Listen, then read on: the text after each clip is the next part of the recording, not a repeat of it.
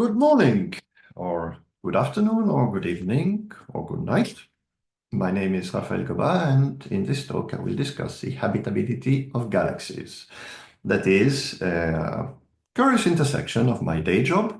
I'm a extragalactic astronomer, and my hobby. And this requires some background, so let's look back a bit. The idea of a plurality of worlds, where the universe is filled with an infinity or a vast number of planets similar to our own, well, arguably has roots in antiquity, but really took off after the Copernican revolution and the radical decentering of Earth in the cosmos, and that naturally spread to speculative fiction, sometimes playing on fears of contamination and contagion, like H.G. Wells' War of the Worlds. In the 20th century, it fused with popular culture and has essentially become an integral part of our thinking, especially if, like me, you actually grew up reading science fiction. Now, on the other hand, from a scientific point of view, the universe is a bit more Mad Max than Star Trek, and exploration of the solar system really hammered home how hostile it could be to life as we know it. And so the question of our uniqueness remains valid. So we naturally tried to parameterize the likelihood of us, starting with the concept of the habitable zone, which was defined in the 20th century.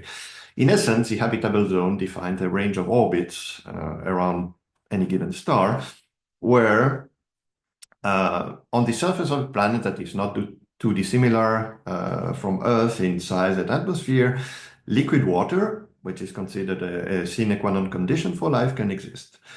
Anything outside of the habitable zone will either be boiled away or completely frozen.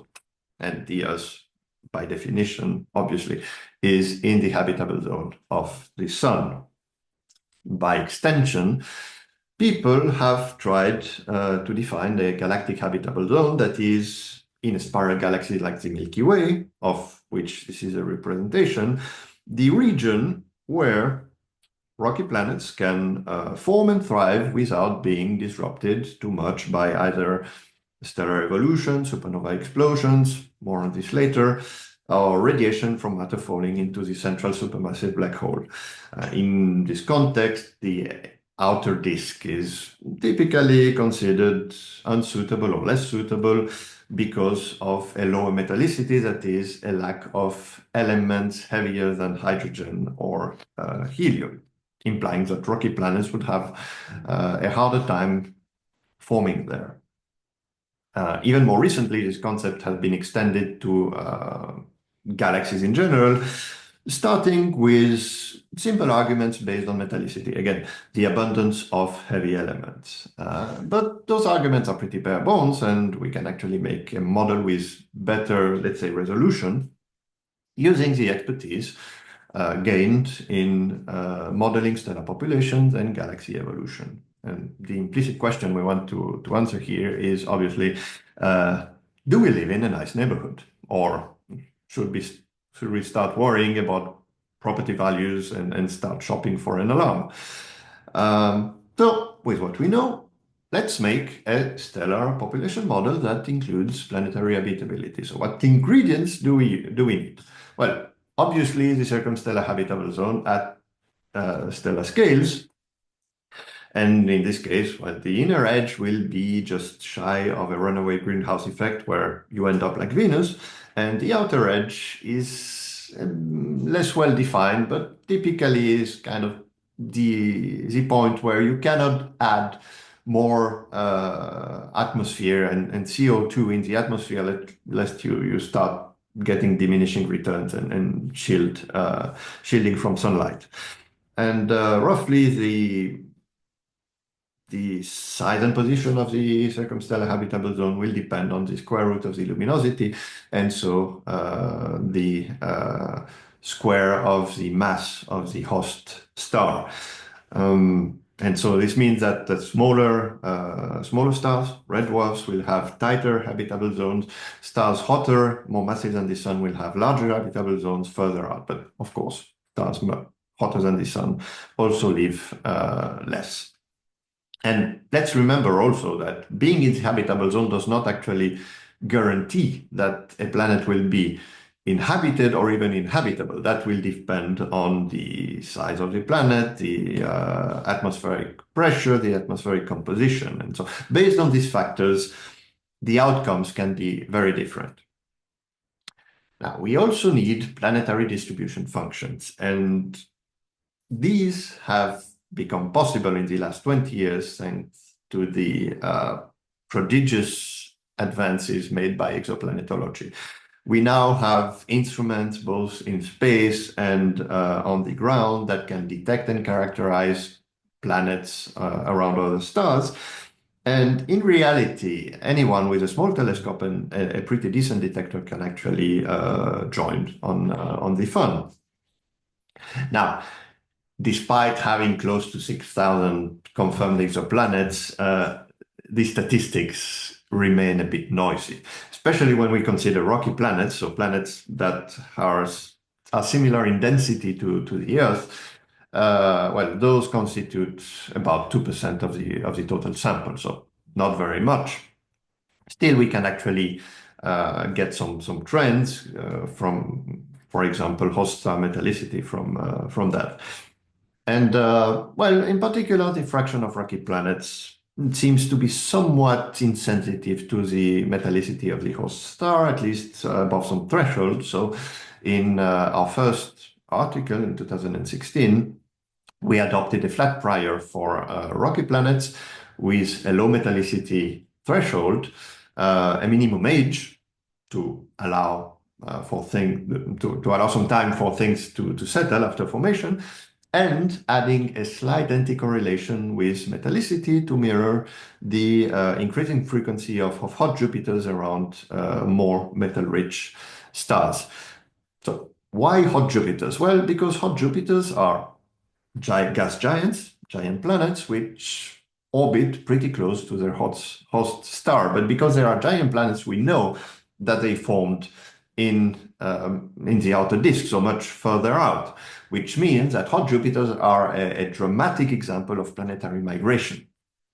And such a heavy body migrating inwards will naturally disrupt the orbits of anything that has formed in between, and so which is why we considered that hot Jupiters are probably incompatible with the presence of a habitable Earth-like planet, so a rocky planet in the habitable zone.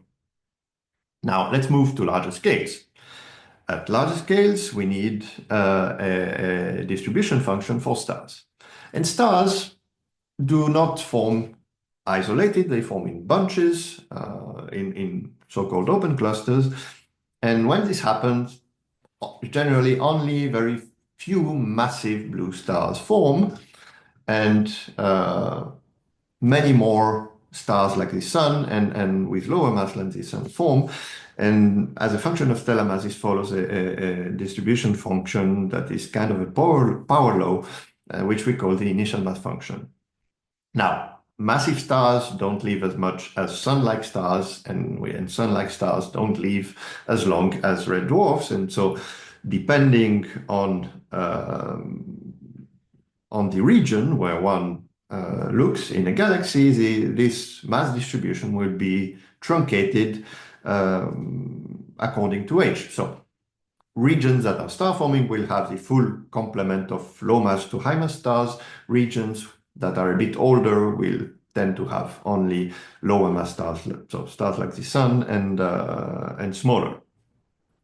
And as an additional complication, while we can actually define the initial mass function very well in the context of the Milky Way, there is evidence that it actually varies from galaxy to galaxy, in particular, probably in relation to star formation rate. So, which is why initially we actually adopted a star formation dependent initial mass function. We also need to consider stellar evolution. So even on the main sequence, in its stable hydrogen fusing phase, a star will increase in luminosity as the composition of its core changes from hydrogen to helium. And so as the stars get brighter, the habitable zone moves outwards. And the Earth, for example, is now much closer to the inner edge of the habitable zone than it was when it formed. And stellar evolution and death, when it is applied to massive stars, typically implies an explosion at the end, also called a supernova, which releases more energy than the sun will output during its entire existence, and a supernova typically outshines its host galaxy, though very briefly. This is canonically considered very, very bad for our health. And indeed, a planet that sits right next to a supernova will probably be scorched or scoured or even completely destroyed by the phenomenon. But it's not so clear how lethal supernovas are at a distance. For example, studies have found that even at a distance of 20 parsecs, a supernova will deplete the ozone layer around the Earth, and so increasing the UV flux that we receive from the sun by a factor 2 or more. And this would certainly be bad for us on the surface, but most life on the oceans would probably go on with little perturbation, because seawater is very good at absorbing the UV, and so wouldn't be too affected by it.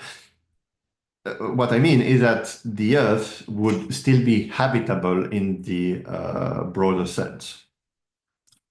Now, on the other hand, there has to be a minimum distance at which the energy of a supernova, if dumped with 100% efficiency, will actually shift, at least temporarily, a planet from the habitable zone to outside of the habitable zone. And in our first work, based on relatively crude computations, we adopted a lethal distance of about 0.3 to 0.5 parsecs, but with a mechanism that was left to the imagination.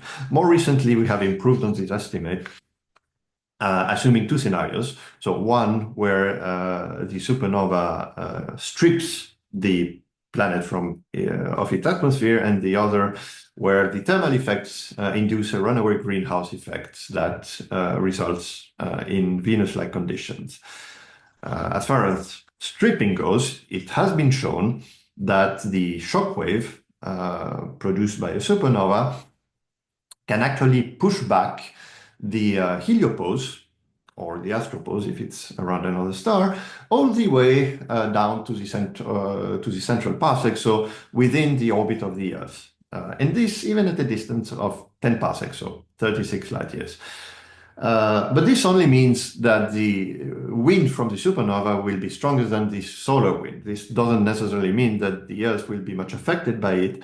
And indeed, coupling this shockwave to a planetary atmosphere is more difficult, and we find that, well, this supernova would need to be on our doorstep to actually do any harm.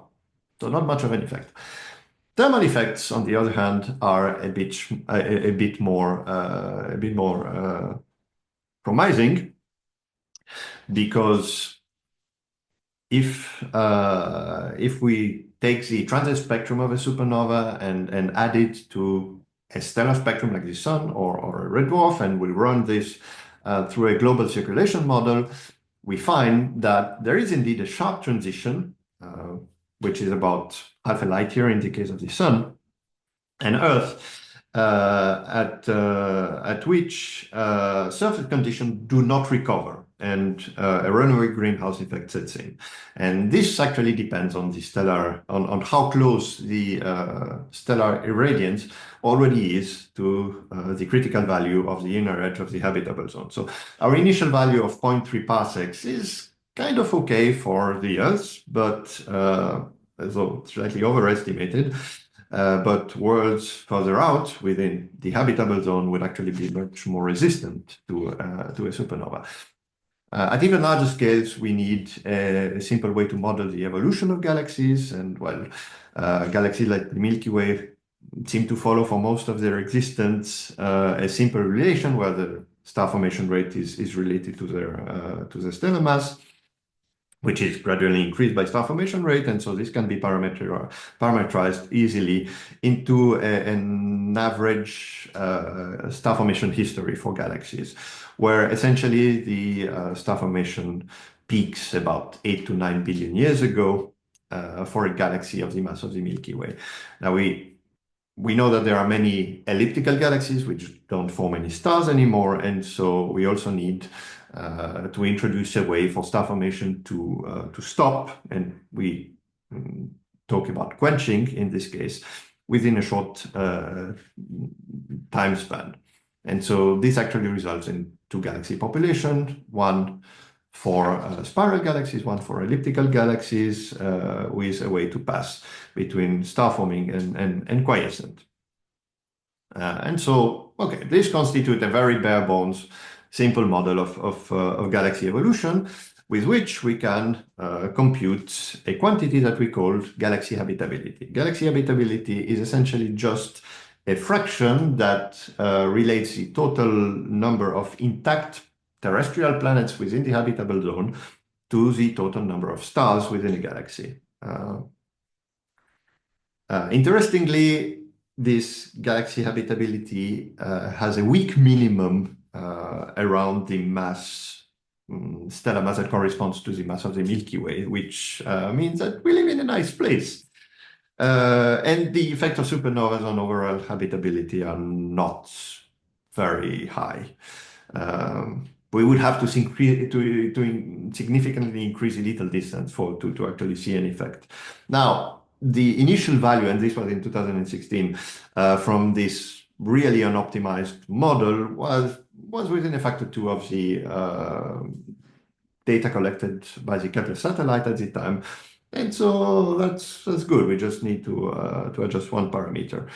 As a function of time, habitability seems to increase rapidly in the early days and essentially level off about 8 to 5 billion years ago. And this essentially means that in this model, most habitable planets would actually be older than the Earth, which would then kind of appear around the tail end of habitable planet production. And the caveat is that because of this end stellar evolution, most habitable planets would actually be around red dwarfs. And that is potentially a problem because, like I said, the habitable zone around the red dwarf is tight, and so pretty close to the host star, which means that tidal effects play a role, and habitable zone planets around red dwarfs might actually be tidally locked, which introduces some problems regarding the stability, long-term stability of their atmosphere, both from the tidal locking and from stellar winds. Now, so far we have used an actual, a pretty generous definition of habitability, but what about the fraction of planets like Earth now? Well, we don't know because we have no idea how probable we are, but we can assume that some time is required for present-day Earth-like conditions to appear and to develop an ecosystem like ours. And we find that if we use the age of the Earth as a delay time, we should be slightly older than the average, but not by much. So, some numbers. We estimate that about half to 1% of all stars in the Milky Way should have a potentially habitable planet, meaning about 2 billion. Which would, on average, be a bit older than we are. If we are representative, then there should be around 100 million civilizations in the observable universe. And if we are alone in the Milky Way, this means that the typical delay time for us appearing is larger than 8 billion years. Well, this is using a reasonably very simple semi-analytic model, but the core framework can actually be applied to other cases like hydrodynamical simulations, for example. So here is a simulated galaxy. This is barred spiral galaxy, somewhat similar to the Milky Way in morphology and mass, and with a slightly larger central bulge, but not by much. The simulation is, of course, much lower resolution than the Milky Way itself, and so has a gravitational softening less of about 300 parsecs.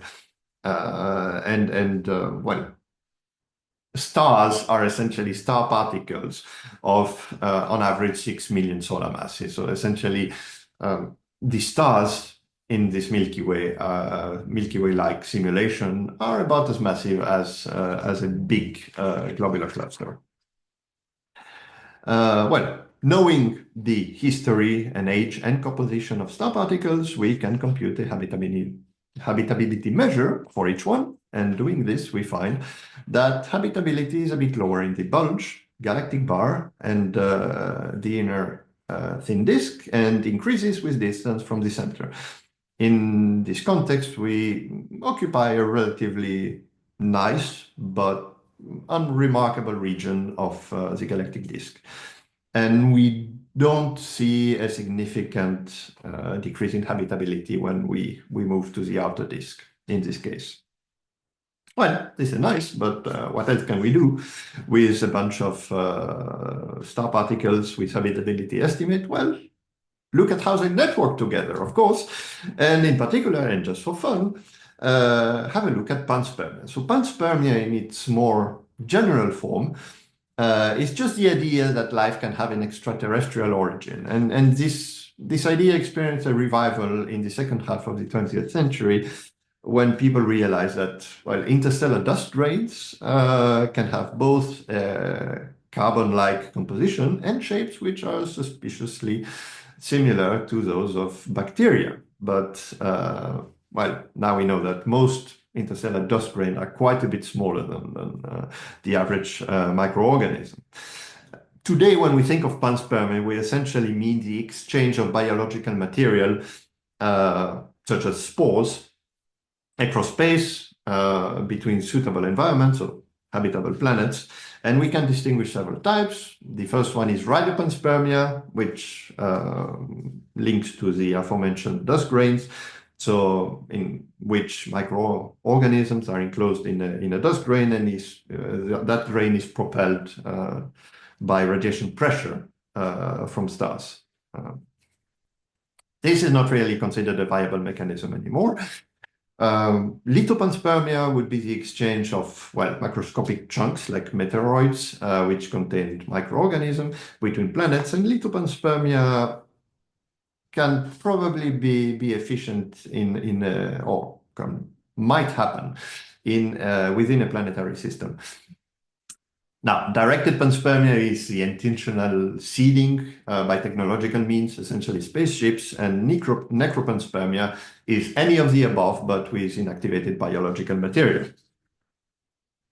Well, from experiments, we know that microbial spores can actually survive the accelerations and the pressures and the exposure that interplanetary travel would entail. And in fact, this is why space agencies typically try to avoid directed panspermia by sterilizing as well as they can anything that is sent into the solar system and has a chance of intersecting with a planet. And usually then you have vandals.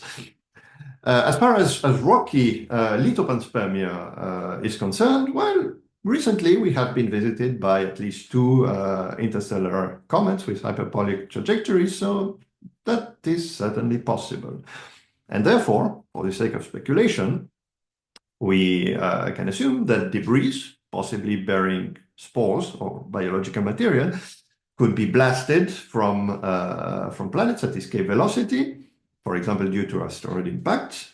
These would then orbit their parent star, and a small fraction of these debris might actually be boosted, gravitationally boosted, into interstellar trajectories. And so for any star particle, which can actually define a panspermia probability based on the habitability of said star particle, the sum of habitabilities of origin particles, their probability of escape, the travel length and between the two, and the cumulative damage factor. And the latter to account for the fact that during long trips, even if spores are inactive and protected, most of them will die during transit, leaving only a very small number to arrive intact. And well, pretty much anything in this formula has unknown factors, which don't allow for actual estimates, so numerical estimates, but they do allow for a relative comparison between star particles in the simulation.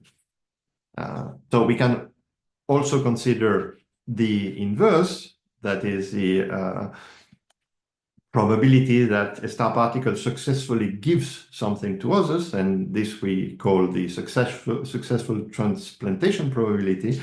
And in both cases, we can actually look at those with different characteristic e-folding length for damage.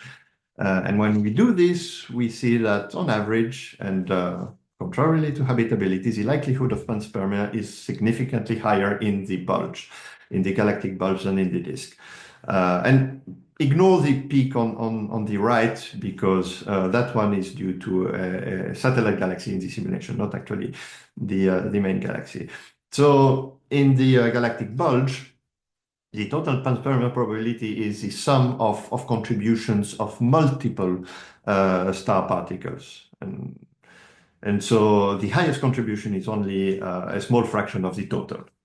On the other hand, in the disk, most of the panspermia probability, quote unquote, comes from one star particle. And most of the time, it's actually the target particle itself. And this is because we have allowed for the possibility of autopanspermia. So the possibility that the origin and the target particles are the same, since, again, most star particles are essentially like entire stellar populations than single stars. Well, if we discard this autopanspermia, we'll see that really only in the galactic bulge, so the central region of the galaxy, does panspermia occur between non-identical star particles. So all in all, we expect that panspermia will be efficient in at most 3% of all stars, mostly in the dense spheroidal region within the galactic center. But, well, this is in the static case, so without considering stellar orbits, which felt like a reasonable approximation given the timescales involved in, and, well, everything is, these conclusions are essentially are quite speculative. Habitability rests on relatively solid basis, but panspermia is plagued by known unknowns, and unknown unknowns, and which means that this is, well, this has to be taken with a grain of salt. However, given the advancement of exoplanetology, we actually might be close to the point where we will start having some actual data to compare it with. And on this note, I finish. And if you made it so far, thank you for your attention. Have a nice evening or night or day.